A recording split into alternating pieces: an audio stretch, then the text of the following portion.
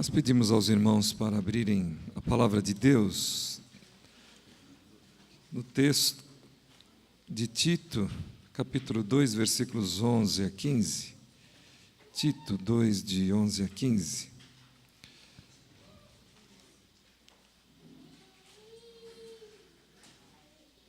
Tito 2, de 11 a 15.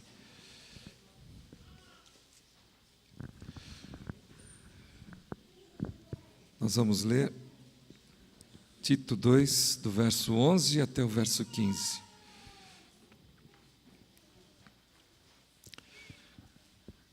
Porquanto a graça de Deus se manifestou salvadora a todos os homens, educando-nos para que, renegadas a impiedade e as paixões mundanas, vivamos no presente século sensata, justa e piedosamente, aguardando a bendita esperança e a manifestação da glória do nosso grande Deus e Salvador, Cristo Jesus, o qual a si mesmo se deu por nós, a fim de remir-nos de toda a iniquidade e purificar para si mesmo um povo exclusivamente seu, zeloso de boas obras.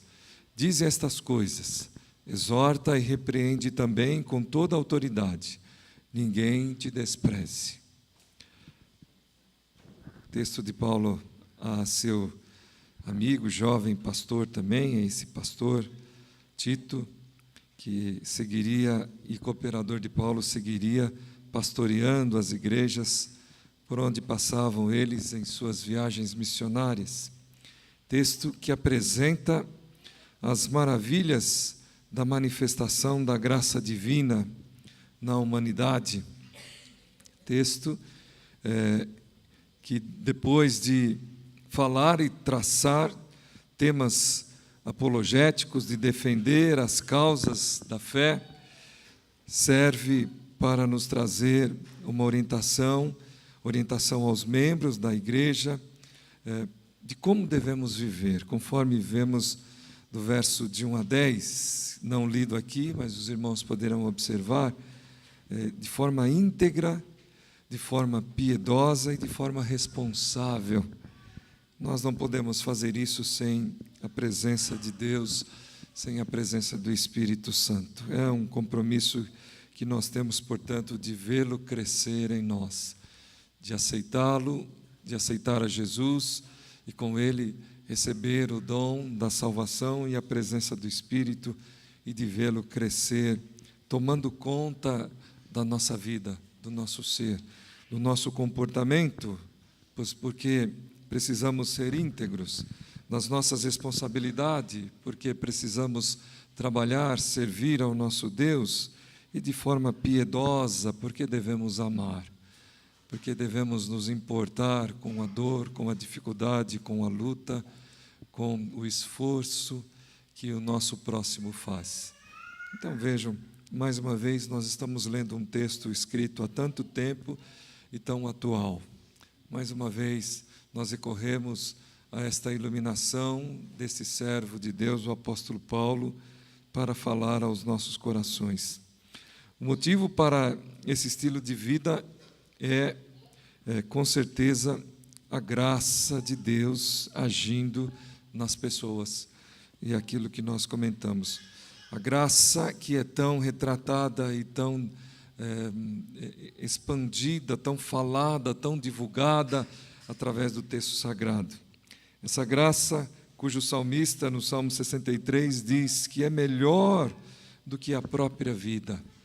Nós podemos crer, então, que a vida sem a graça se torna sem sentido e sem valor. A vida sem Jesus não tem sentido e não tem valor. A vida sem o Senhor não tem graça. A graça de Deus nos seres humanos apresenta algumas consequências e implicações. Mas antes de irmos direto a elas, vamos falar um pouquinho a respeito da graça. Desgraça é uma palavra comumente ouvida. É tudo aquilo que não está bom, tudo aquilo que não é correto, tudo o que prejudica, tudo que se opõe à vida, à dignidade humana.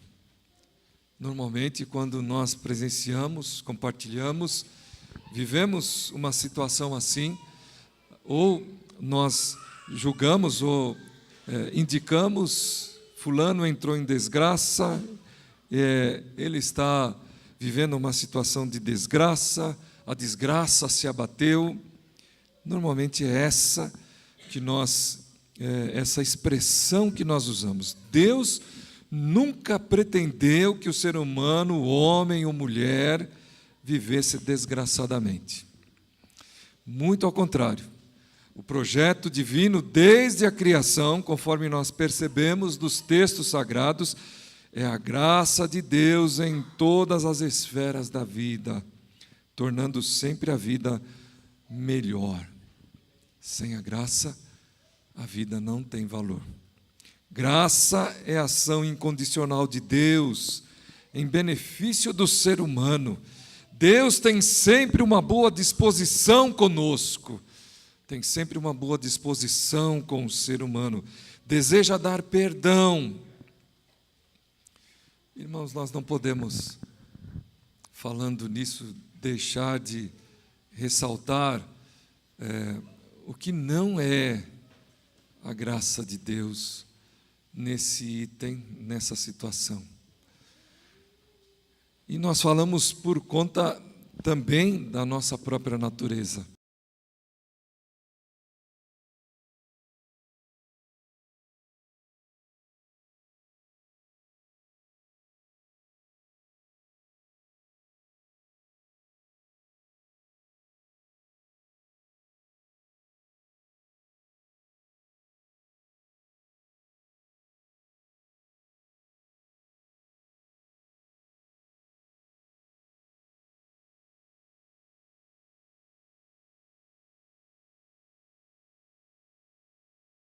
Humanos. E nós estamos aqui falando de graça, conforme o texto está apontando aqui, está anunciando aqui. Nós precisamos parar com essa mania. Nós precisamos parar com esse comportamento.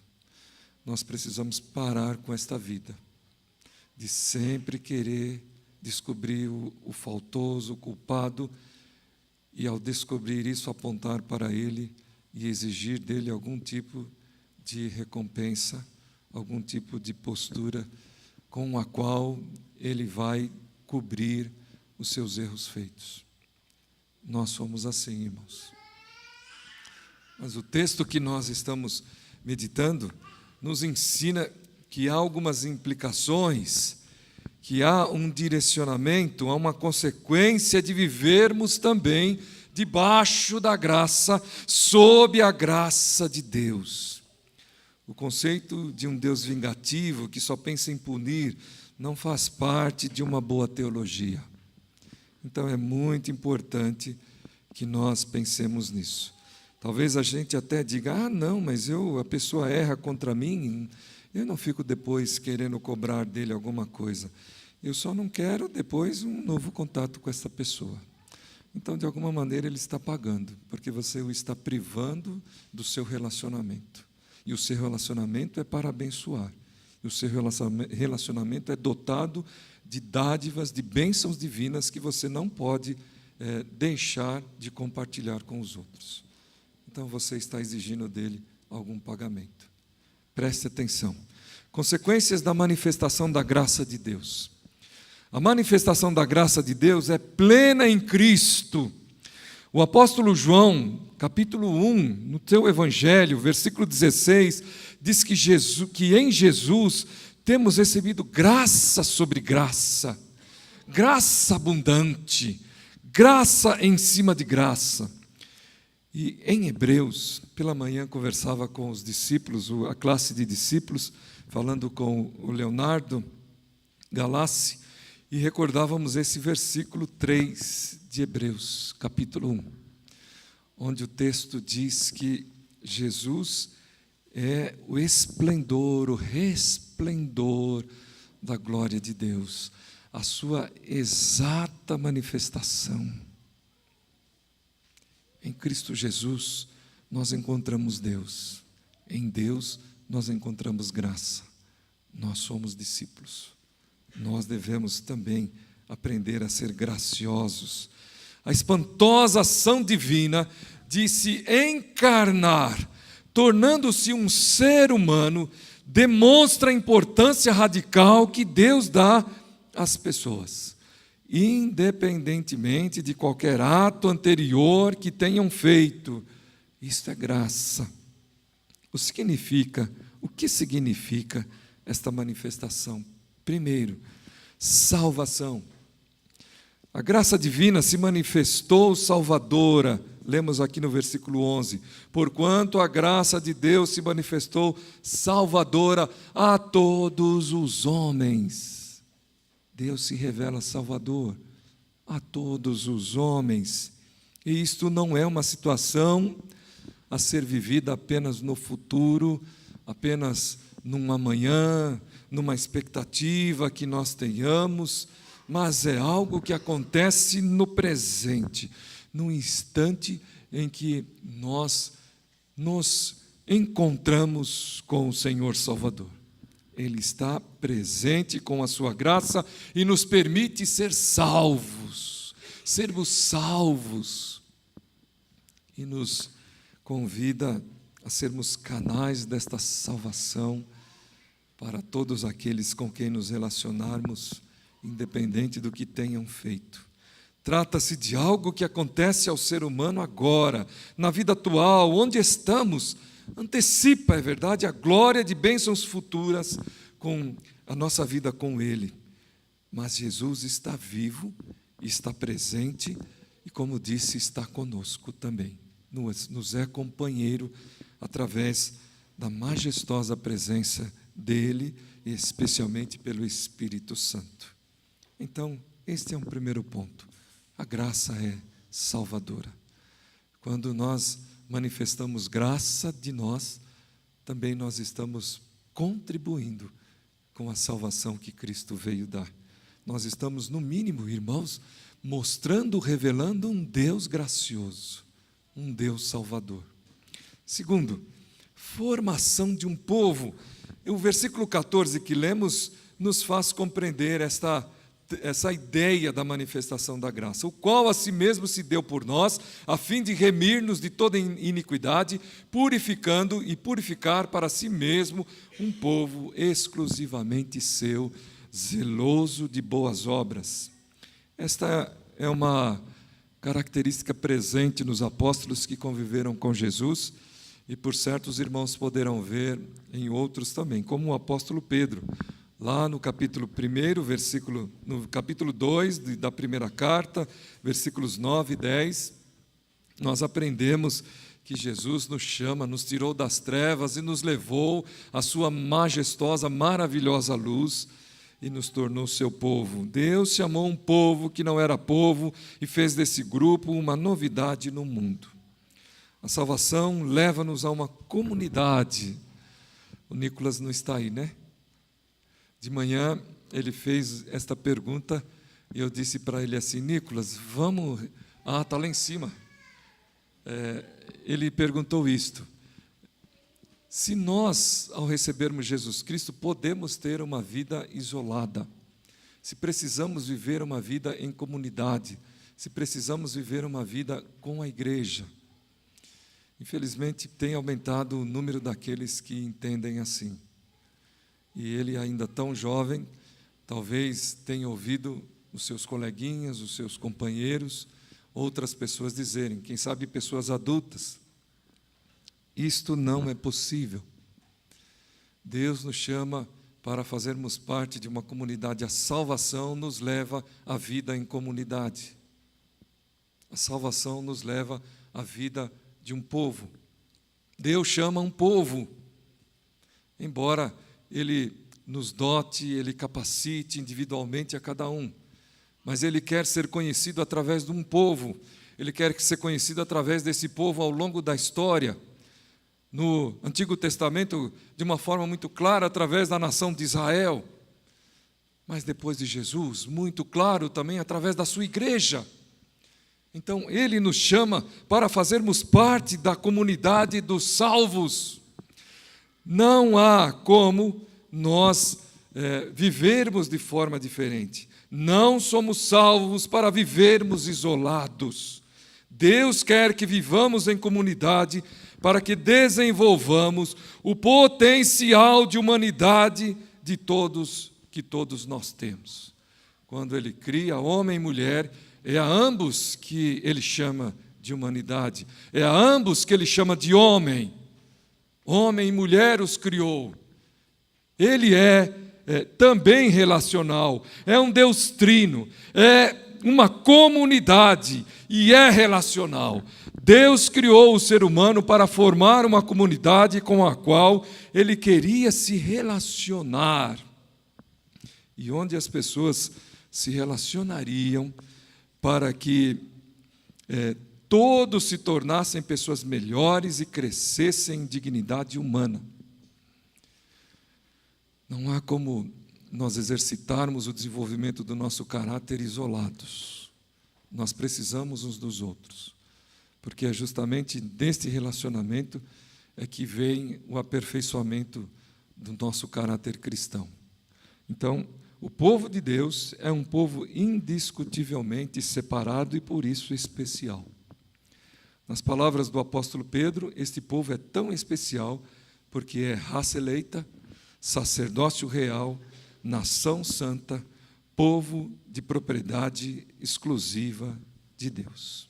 Este povo não pode ser destruído, não pode ser arrancado das mãos de Deus. Provavelmente daí venha essa expressão tão calvinista, né? Salvo, sempre salvo. Querem ver? João, capítulo 10, versículo 28.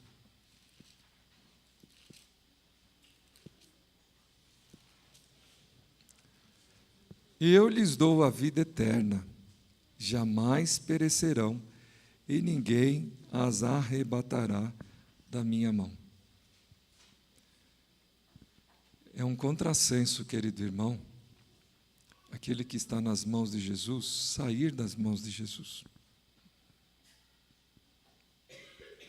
Existem outros versículos nas Escrituras que talvez resolva o nosso grande dilema quando nós estamos debatendo esse assunto, quando nós estamos falando a respeito desse tema.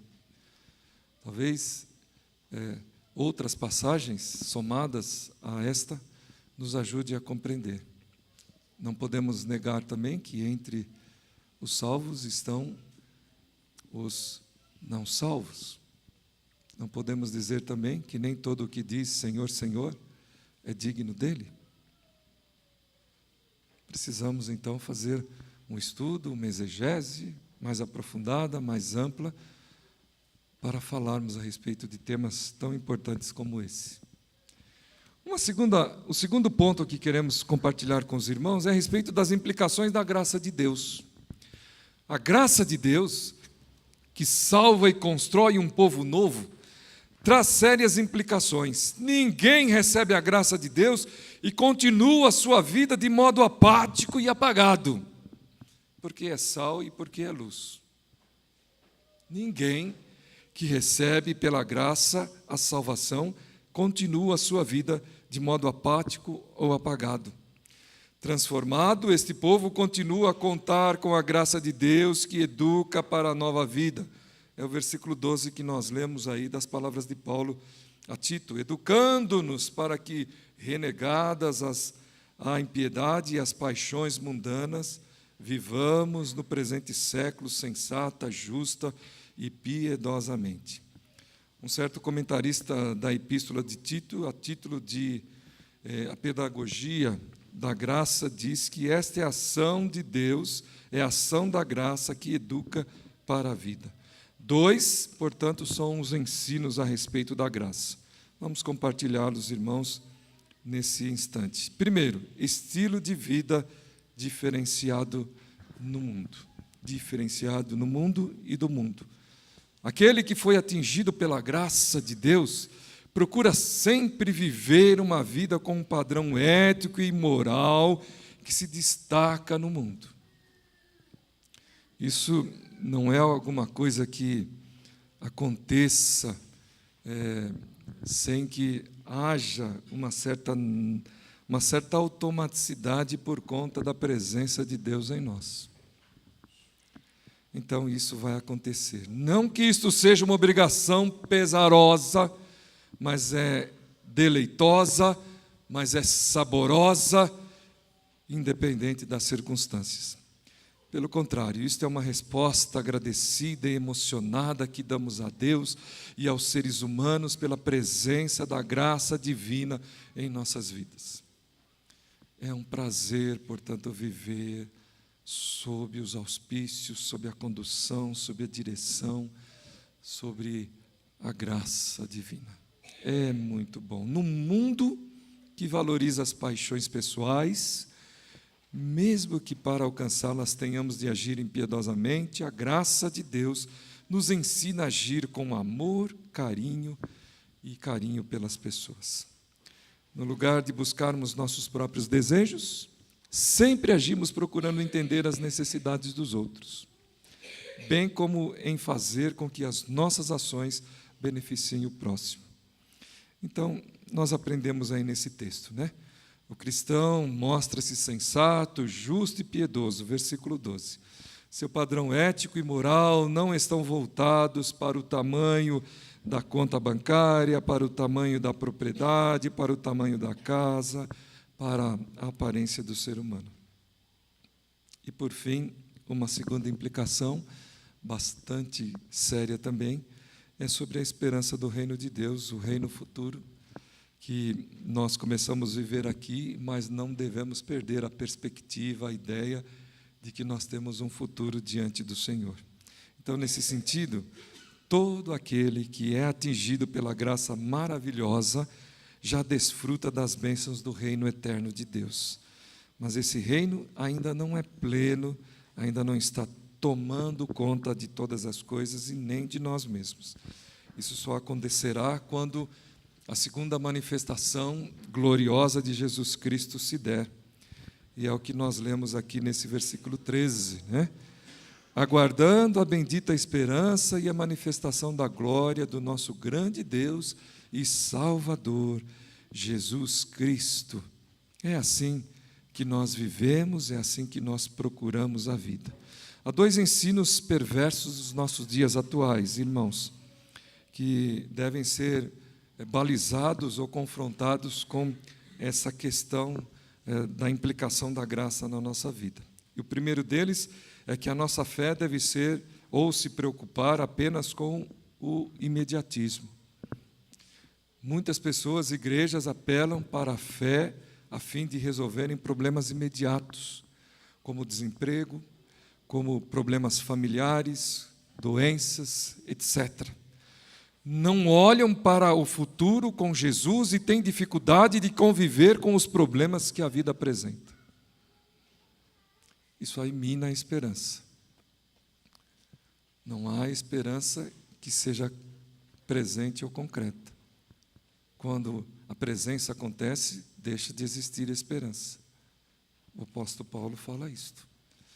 Então, muitas vezes é muito bom, embora aparente um certo sadismo da nossa parte, nós passarmos por aperto e por dificuldade, nós vivermos circunstâncias que não nos são favoráveis, porque elas têm o poder de fortalecer em nós a esperança de que isso vai acabar, de que isso vai mudar, de que Deus vai transformar. E se nós soubermos esperar, diz o texto, se nós tivermos confiança na espera, os nossos pés serão firmados na rocha. Esperei confiantemente pelo Senhor, e Ele se inclinou para mim e me ouviu quando clamei.